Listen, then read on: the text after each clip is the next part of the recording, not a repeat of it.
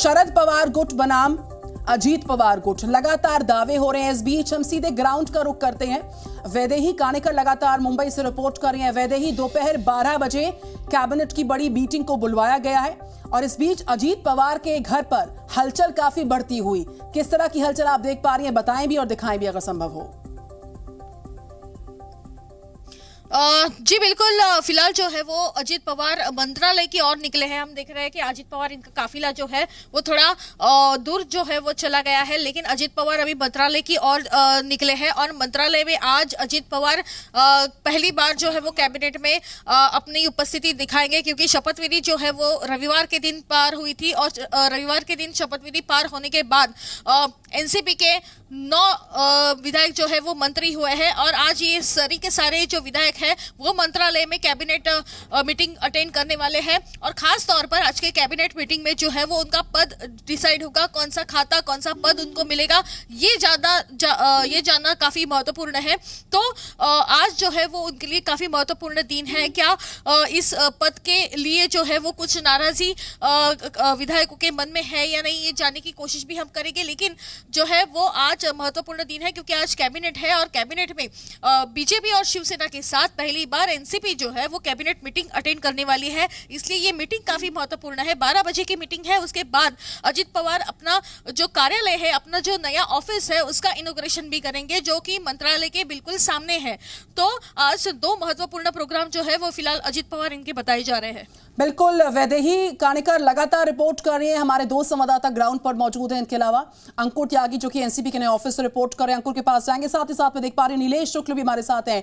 अंकुर त्यागी, सबसे पहले आपके पास देखिए, एक तरफ तो कैबिनेट की 12 बजे मीटिंग को बुलवाया गया है, अजीत पवार निकल चुके हैं अपने आवास से, उस पर नजर है कौन सा पोर्टफोलियो किसको मिलेगा इस पर नजर, लेकिन साथ ही साथ देखिए जो नेक्स्ट कोर्स ऑफ एक्शन है एनसीपी खेमे का वो क्या हो सकता है।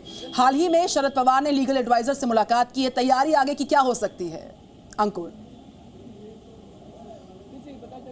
देखिए, फिलहाल तो पोर्टफोलियो पर सबकी नज़र है। एनसीपी के जो भी बड़े नेता हैं या जो नई वाली एनसीपी बनी है उसके जितने भी तमाम लीडर हैं उनका पोर्टफोलियो क्या होगा, अब इसको लेकर सबसे ज़्यादा जो घमासान है वो मचने की उम्मीद है, क्योंकि अब तीनों पार्टी को मिल बैठ के तय करना होगा कि जो एकनाथ शिंदे हैं उनको क्या कौन कौन से मुख्य मंत्रालय छोड़ने पड़ेंगे और बीजेपी को कहाँ जाके कॉम्प्रोमाइज़ करना पड़ेगा और एनसीपी को मिलता क्या है। फिलहाल मैं एक इंटरेस्टिंग आपको हैपनिंग होते हुए दिखा रहा हूँ। जो जगह पर मैं खड़ा हुआ हूँ ये एनसीपी का नया ऑफिस है जो अलॉट किया गया है। मैं कैमरामैन से कहूँगा आपको दिखाएंगे एक बार आपको। ये नया बोर्ड है और नया बोर्ड के साथ ये बता दिया गया है कि यहाँ पर एनसीपी का पहले जो ऑफिस हुआ करता था ब्लाड स्टेट में हुआ करता था और अब महाराष्ट्र प्रदेश का एनसीपी का ये जो दफ्तर आप देख रहे हैं ये नया दफ्तर है और ये पहले एक बंगला हुआ करता था। फिलहाल एक इंटरेस्टिंग बात है वो ये है कि इसकी जो चाबी है वो फिलहाल एनसीपी के लोगों के पास है ही नहीं।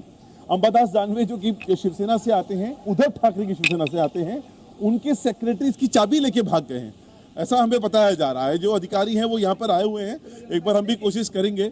सर, मैं बस एक कम शब्दों में जानना चाहूँगा हुआ क्या है ये नहीं, कुछ पता नहीं मुझे। मैं दरवाजा बंद है इसलिए मैं गाड़ी में बैठा हूँ। हाँ। अभी फोन चालू है, सबसे बात कर रहा हूँ। जब खुलेगा तो मैं अंदर जाऊंगा ना। आपको सर थोड़ी देर के बाद यहाँ इसका इनॉग्रेशन होने वाला है। अजीत पवार खुद आएंगे, बड़े मंत्री आएंगे। कैसे कौन लेके गया है? नहीं मालूम नहीं मुझे। अंबादास दानवे बता रहे हैं उनके सेक्रेटरी लेके गए हैं। मेरी बात किसी से भी नहीं हुई है। अच्छा, हाँ। तो देखिए ये जो अधिकारी है वो यहाँ पर आए हुए हैं। बड़ा इंटरेस्टिंग ये पूरा घटनाक्रम है।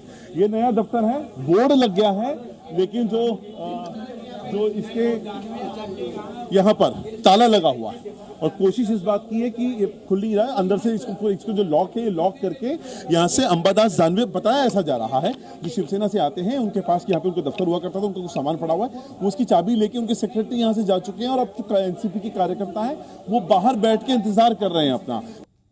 के बाद मिनटों के बाद जो यहाँ पर इनके जो बड़े नेता हैं अजीत पवार हैं या फिर जो दूसरे तमाम लीडर हैं वो यहाँ पर आते हुए नजर हो जाएंगे। सर, हुआ क्या है? हुआ क्या नहीं, वो दानवे साहब का आदमी इधर सोता था पिए, तो वो चाबी लेके गया रात को बंद करके, क्योंकि दानवे साहब का कुछ यानी ठाकरे साहब बिटरे साहब के फोटो वीटो ये भी आए, तो वो बोला वो इधर उधर नहीं। इसका तो इनॉग्रेशन होने वाला था, या तो अजीत पवार आने वाले थे, तमाम लीडर आने वाले हैं, क्या करेंगे अब? वो तो दोपहर को।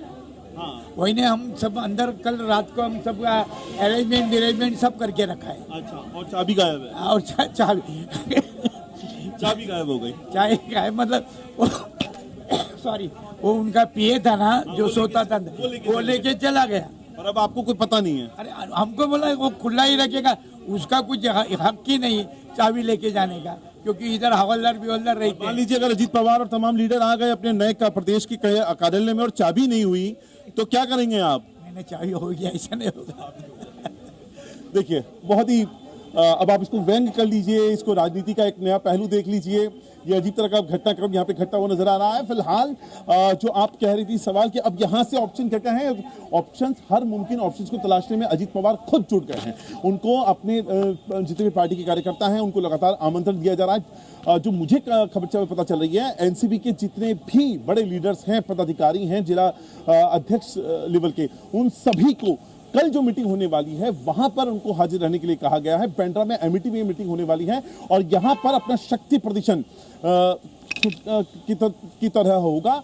हेड काउंट की बात की जा रही है। आपके पास वैदेही कानेकर, अंकुर त्यागी जो कि एनसीपी के नए दफ्तर से रिपोर्ट कर रहे हैं, उनसे भी हमारी बातचीत होगी। मेरे साथ नीलेश शुक्ला भी है। नीलेश, देखिए, कल हमने देखा था कि मेघदूत बंगलो जो कि देवेंद्र फडणवीस का आवास है, वहां पर छगन भुजबल पहुंचे, अजीत पवार पहुंचे, की पोर्टफोलियोज की जो एलोकेशंस है उनको लेकर बड़ा मंथन जारी रहा था। अब वो एलोकेशन किसको क्या होने वाले हैं, उस पर आज निर्णायक दिन है।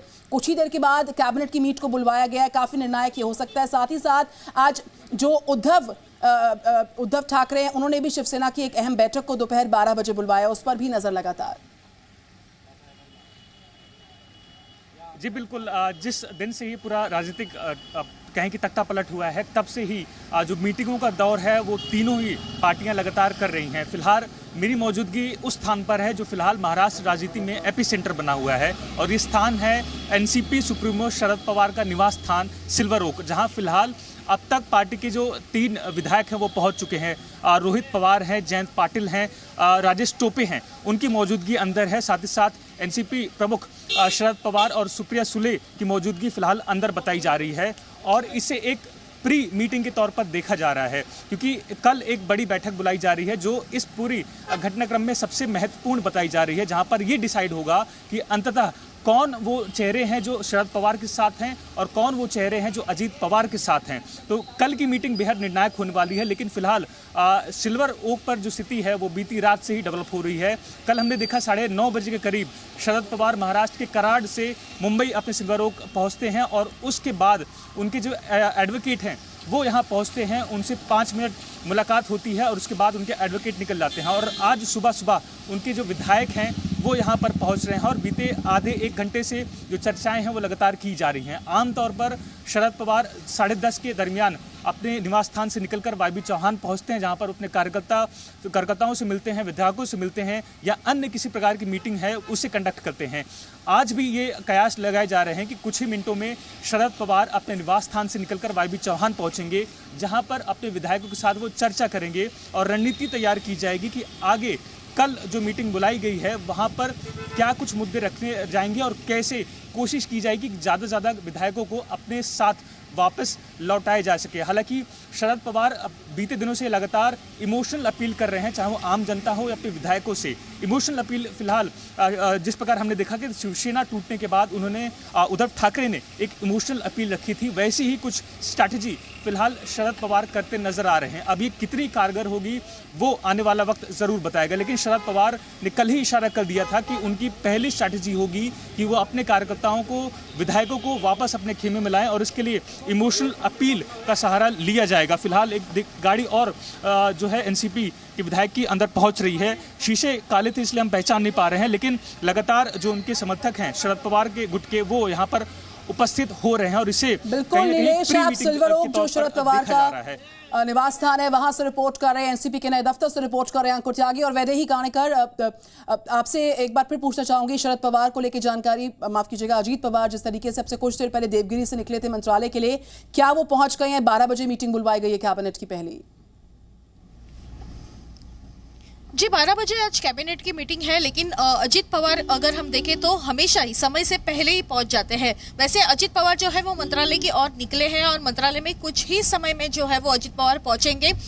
मंत्रालय में पहुंचने के बाद वो शुरुआती तौर पर जो है वो अपना केबिन यानी उप मुख्यमंत्री का केबिन जो मंत्रालय में होता है वो कहाँ है वो देखने की कोशिश करेंगे। केबिन में बैठेंगे और अपना पदभार भी स्वीकारेंगे। उसके बाद में कैबिनेट में वो उपस्थिति लगाएंगे। ऐसी फिलहाल बातें कही जा रही है, लेकिन बाकी जो अजित पवार के साथ जो बाकी जितने भी विधायक मंत्री थे वो अभी तक जो है वो देवगिरी में ही है। थोड़ी देर में वो सारे मंत्री भी निकलेंगे और 12 बजे की कैबिनेट जो है वो सारे लोग अटेंड करेंगे। लेकिन ये पहली बार ऐसा हो रहा है कि बीजेपी और शिवसेना के साथ एनसीपी जो है वो कैबिनेट मीटिंग में नजर आएगी, सत्ता के साथ नजर आएगी और सारे मंत्रीगण जो है वो एक साथ आज के दिन दिखाई देंगे। क्योंकि महाराष्ट्र में सत्ता समीकरण जैसे हमने देखा है कि कभी भी एनसीपी सत्ता में शिवसेना बीजेपी के साथ नहीं गई है, लेकिन ये पहली बार ऐसा हुआ है। तो अजित पवार इसकी भूमिका जो है वो काफी महत्वपूर्ण है। किसको कौन सा पोर्टफोलियो मिलता है ये देखना भी काफी महत्वपूर्ण रहेगा। लेकिन इसी पोर्टफोलियो के जरिए जो है वो 9 मंत्रियों ने जैसी शपथ ली है और जैसे कि बीजेपी और शिवसेना का दामन थाम लिया है, तो उनको काफी तगड़े और काफी महत्वपूर्ण जो है वो पोर्टफोलियो मिलेंगे, ऐसा भी फिलहाल कहा जा रहा है।